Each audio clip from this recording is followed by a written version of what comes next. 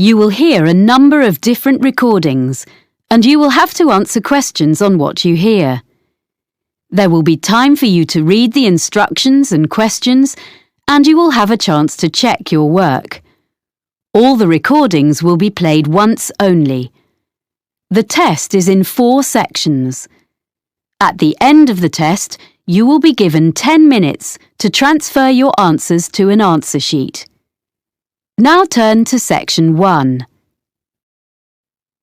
Section 1.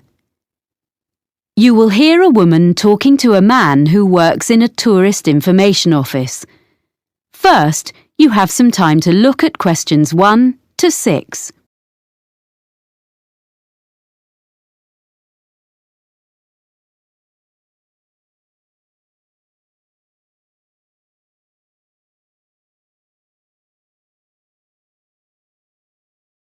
Now we shall begin.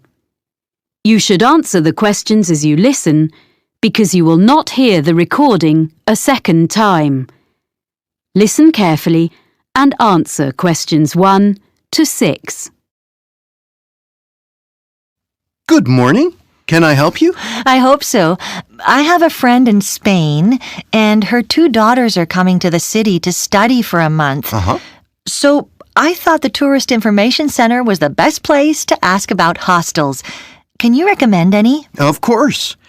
I usually suggest one of the Hosteling International places. HI West End is a big hostel in a residential area, but it's only 10 minutes from downtown if you take a bus. It's really popular. Okay, sounds good. I need to know how much it costs. The girls want a double room to themselves. They don't want to share with other people. That makes it more expensive. The price is under $30 for a bed in a dormitory, but they'll be paying $50 a night. But if they become members of Hosteling International, the price comes down to $41 a night. Membership costs $35. Right. And membership offers them benefits too on all kinds of activities. What kind of things? Skydiving and whitewater rafting, things like that. I don't think they're interested in that kind of thing. If they become members, will they get cheaper entrance tickets to museums? Oh, yes. And also discounts on bicycle and car hire. Okay, it's probably worth it. Is the hostel very noisy? They're coming here to do some studying. I think it is quite noisy as it's a really big hostel. And if they want to use the internet, this hostel still makes a charge, unfortunately. It's $1 for 15 minutes and $3 for an hour. It might not be ideal for them. What else can you recommend? Is there anything in a quiet area? There's Elliscoat Hostel. How do you spell that? ELLISCOAT.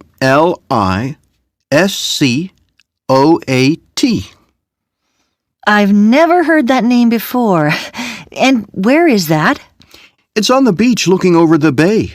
Here, look on the map. Oh! It's quiet, but not far from Dragon Island. There's plenty going on there in the evening. Oh, that's a nice area. And if they want to go to Dragon Island, it only takes a couple of minutes to walk down to the ferry. So how much is a room there? It's in such a nice spot that the rooms are a bit more expensive. They're $62. Does that include any meals? Unfortunately not. It is possible to buy meals in the hostel at a reasonable price, but because it isn't very busy in the winter, they only cook in summer. Before you hear the rest of the conversation, you have some time to look at questions 7 to 10.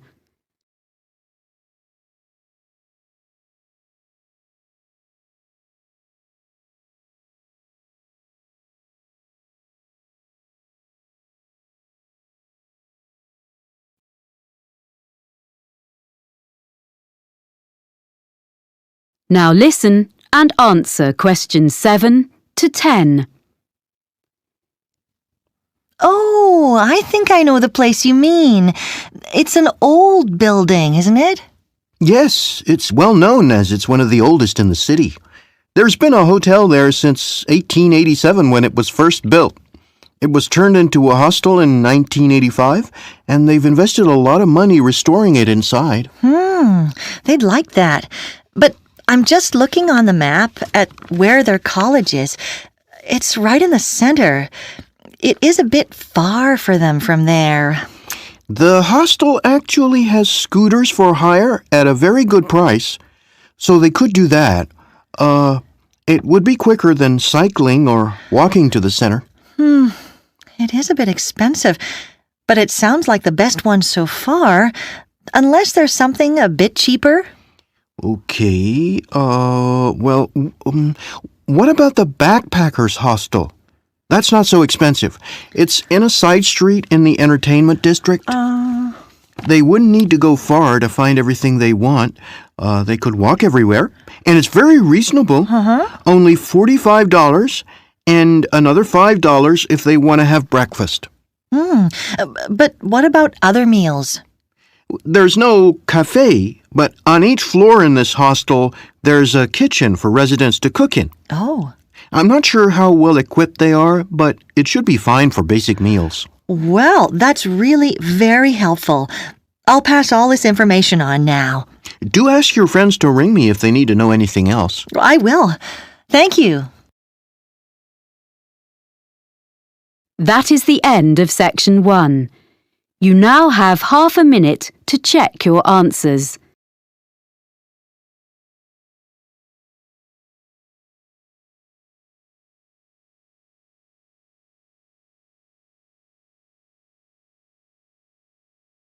Section 2. You will hear an audio guide to a public library. First, you have some time to look at questions 11 to 15.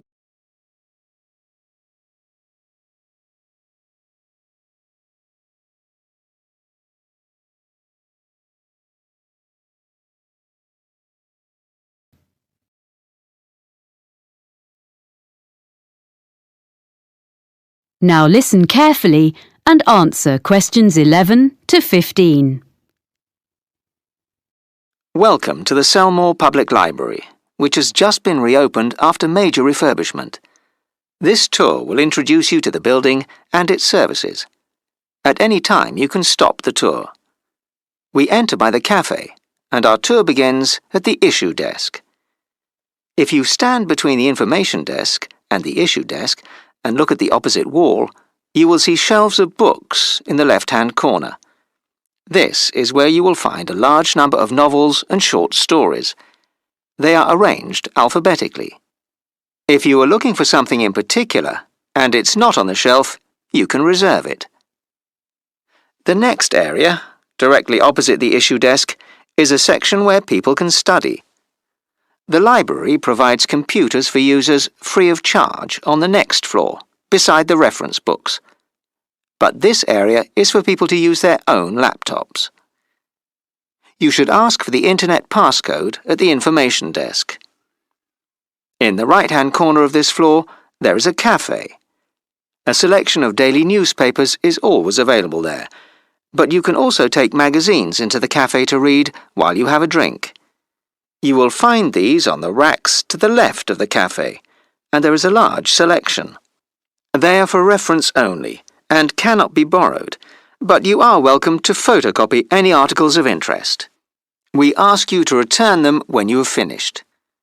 You are not allowed to take fiction or any other books from the shelves into the cafe. Next to the cafe is the exit door leading to the stairs and escalator to the other floors.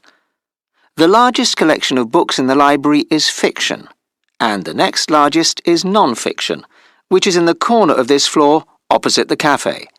These can all be borrowed, as opposed to the reference books on the next floor, most of which cannot be taken out of the library, but they can be photocopied. There are several photocopiers available for this purpose downstairs in the basement. To one side of the issue desk is a door leading onto a gallery. This was added to the library as a public space where talks are given once a week on a Saturday by visiting authors of both fiction and non-fiction. It also houses the biography section. There are notices advertising the talks in the study area. Any books that you want to borrow should be taken to the issue desk.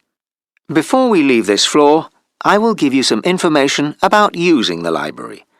There are also helpful notices by the information desk. Before you hear the rest of the talk, you have some time to look at questions 16 to 20.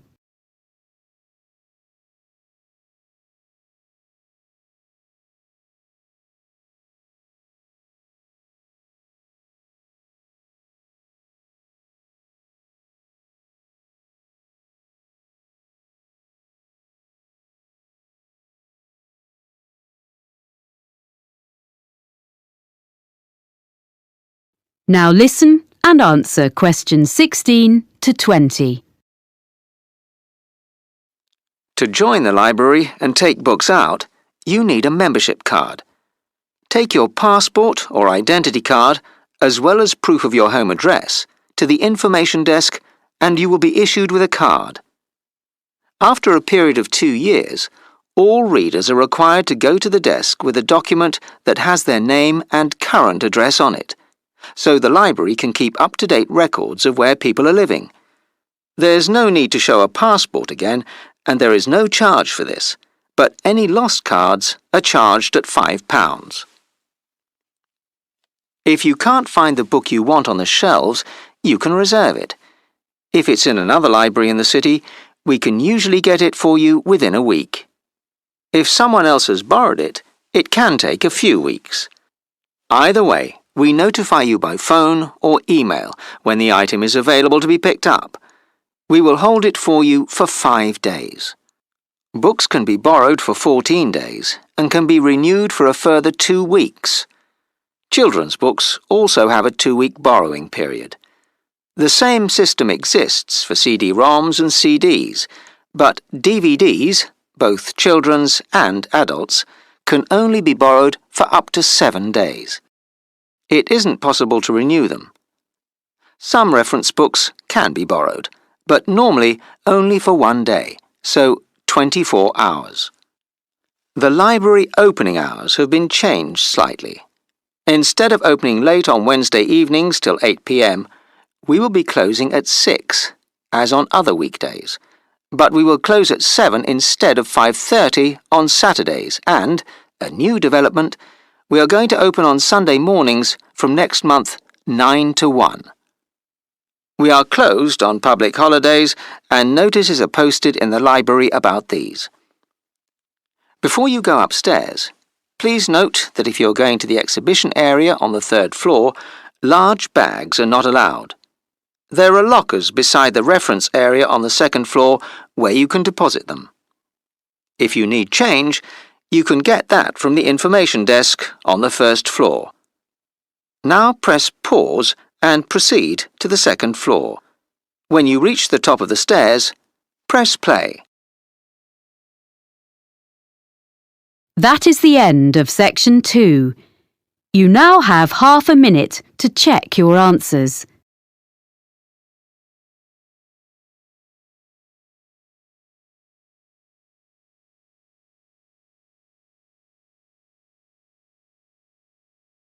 Section 3.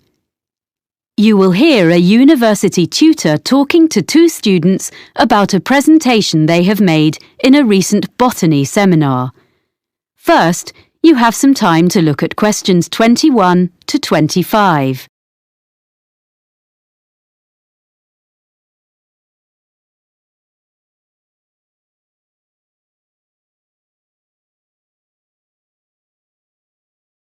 Now listen carefully and answer questions 21 to 25. Well, Anita and Lee, that was an interesting presentation you made about John Chapman. Thanks. There are a few points I'd like to run through before you write it up. One thing, which you didn't explain, was why you decided to do a presentation on this man who spread apple varieties across the US. Well, ages ago, We were chatting about stuff we'd read as children, and I told Lee the Johnny Appleseed story. I had these American storybooks when I was small. Then when we were looking into the area of domesticated species of plants for our presentation, we realised that the introduction of the apple with the settlers in the US would be a good case study. And I remembered Chapman, so we looked up the real guy behind the legend. Right. I think that would have made a good intro. I thought it was too personal. Just a couple of minutes would have drawn your listeners in. Anyway, now a more serious point. You didn't mention the sources of some of your information. We used some books and journal articles and did an internet search and found some good sites. We've put them on the back of the handout we gave everyone at the end. Oh, let me see. Oh, here it is. Johnny Appleseed, Man and Myth, 1967. Well, the thing is, you really have to make this explicit when you talk. And anything you show, data you project from your laptop, etc., you must have the source on it. Right, okay. At least you have got it all documented. I was a bit concerned about that. Sorry. Anyway, now the content of your talk. What your listeners wanted to understand was whether there were apples in the US before the Europeans started to live there. Well, you told us the early settlers had brought young apple trees, but that few of them had thrived because the climate was harsh. But what about native species? I don't think you were very clear about species already there. According to what I've read, there were some crab apples, but that was all. Everything that people now think of as traditional American apples was species that the Europeans either introduced or bred by chance. Because they tended to sow seeds rather than use grafting. Yes, quite. But what to me was fascinating, and I saw most members of your audience start to take notes, was when you discussed how the apple genes spread via the Silk Route into Europe from the wild apple woods of Kazakhstan. Yes, well, I'd like to have said more about the development of grafting in ancient China as a way of producing predictable varieties. It was so early in history. But it's the natural development of the original wild apple into new species that people wanted more about, which says a lot for your presentation. You enthused your audience. So now we need to discuss the form your follow-up work will take. Are you going to produce a paper? Or are you thinking of putting it all up on the department website? I felt we could do both, and we could do a poster of some of the data, but Lee wasn't sure. No, I think it would be enough to use the website. We can offer a link to our email for queries. That would save time and trees. I think Lee's right. A poster would be nice, but it'd take too much time. Okay. Before you hear the rest of the conversation, you have some time to look at questions 26 to 30.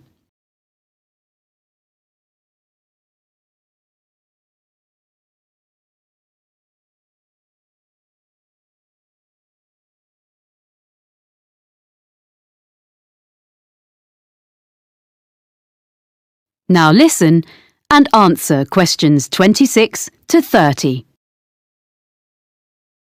Now, I just want to give you a few pointers about the techniques of your presentation. Mostly, it was good. But there are a few things you need to bear in mind next time you do one.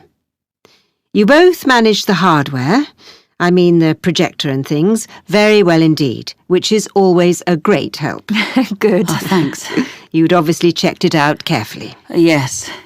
But unfortunately, we hadn't finished our maps when we did the practice on my computer at home. That's why there was some the wrong way up. We didn't realise the software on the laptop was a bit different from the one I have. But you sorted out the problem very quickly and didn't let it fluster you, so it wasn't a big problem. We could all read the map when we needed to. So it was okay, but we could have done better, we realise. There was a bit at the end where I felt something didn't go as you'd planned. am I right? We had a few maps which we ended up leaving out because we needed to get on to our conclusions. Yes, it took longer to explain the technical aspects of grafting than we'd expected. So, sticking to the time limit for each part of our presentation is something we didn't manage at all. Which means we've definitely got to improve before we do another one. Yes. Apart from that, well, the handout was perfectly adequate for a seminar like this. It gave all the key information, and, of course, now I realise the sources are listed at the back. But you need to do those references in the correct format, as footnotes, in future. Okay. Yes, sorry, we will. And finally, other students will be presenting projects later in the course.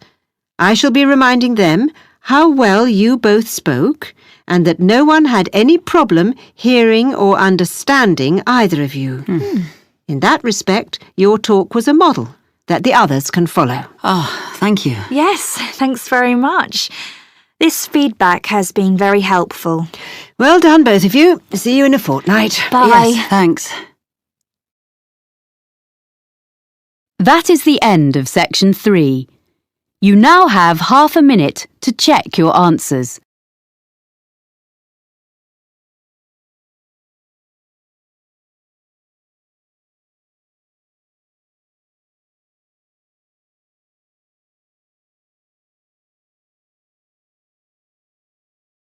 Section 4. You will hear a lecturer describing some investigations into the sense of taste.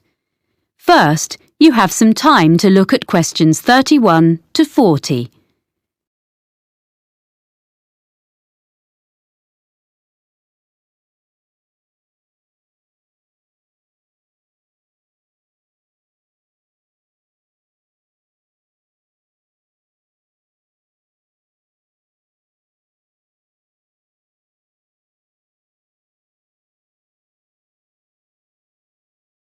Now listen carefully and answer questions 31 to 40. This morning, I'm going to describe for you a few of the kinds of experiments that have been used to investigate the sense of taste, which is now recognised as being a far more complex and important area of neurological science than was previously believed by most people. The results of some of these experiments can be quite fun, and I shall suggest that you may want to choose one or two to try out in groups before having a go at designing a new experimental procedure of your own and trying to pinpoint the cause of your findings. The first one concerns a marketing exercise by a soft drinks company. The green colour of some cans was altered by the addition of yellow, so they were a brighter green. Then, test subjects were asked what they thought about the flavour of the drink in the new style cans, and they stated that there was more lime in the drink if it was in the ones with the new colour. Now, this was because the brain picks up cues from the way the product is presented, as well as the product itself, which trigger taste sensations. Before food was packaged, humans used colour to gauge the ripeness of fruit, for example. Next, there's the old problem with chewing gum. Everyone knows that after a few minutes chewing, it loses its minty flavour. However, if you ask people to chew up to the point where it becomes tasteless, and then ask them to eat a little sugar and continue chewing, to most people's surprise, what happens is that the original mintiness actually returns, because it is the sweetness which is needed to make the mintiness perceptible. So, combinations of flavours can be significant, as the brain needs one of them in order to recognise the other. Another experiment demonstrates something we've all done. Drink half a fizzy drink straight from the fridge and then leave it at room temperature for a while. Take a sip and you may well decide you don't like it. The warm drink is too sweet to be refreshing. So, put the rest back in the fridge until it's chilled again. Now try it. Much better. Of course, the sweetness doesn't change. It is our perception, because how sweet it tastes depends on the temperature. The extent to which the drink is sweetened is less evident if the drink has been cooled. Another interesting result has been derived from experiments with sound. One of these involved eating crisps. Subjects were put into soundproof rooms and given batches of crisps to eat. As they ate, the sound of crunching which they made as they ate the crisps was played back to them. This was adjusted so that they sometimes heard the crunching as louder, or at other times more high-frequency sounds were audible in the sound feedback that accompanied their eating. Fascinatingly, if the sound level was louder or higher frequency, they reported that the crisps were actually fresher. Of course, the crisps were in fact the same every time. So, it was clear that the level and quality of what they were hearing was influencing their taste perceptions. So, we've looked briefly at colour, at complementary flavours, at temperature and sound. It seems that all the senses are working together here. But what about the sense of touch? A number of experiments have been done in this area. If you take, for instance, cheese sauce and prepare different versions, some thicker and some thinner, but without any alteration in the strength of flavour, what do you think the subjects perceive? Yep, if the sauce is thicker, they'll say the cheesy flavour is less strong. It was clear that the thing that was influencing the subject's judgment about the flavour of the sauces was the texture of each one. Now, this result is important for dietitians as well as marketing executives. Lastly, another variation on the two flavours theme. This concerns the capacity of the brain for bridging a sensory gap. The subjects in this experiment stuck out their tongues so that the testers could drip two liquids onto them simultaneously, one strawberry flavoured and one sugar flavoured. The testers then took away each flavour in turn. When the sweetness was taken away, the subjects reported they could hardly taste anything. But they continued to think they could taste strawberry even after it was taken away. So that taste gap was filled. Well, that's just a quick look at some of the examples in the current literature. The references will be in the handouts you'll get at the end of the session. Now, let's see about trying a few of them for ourselves. That is the end of section 4. You now have half a minute to check your answers.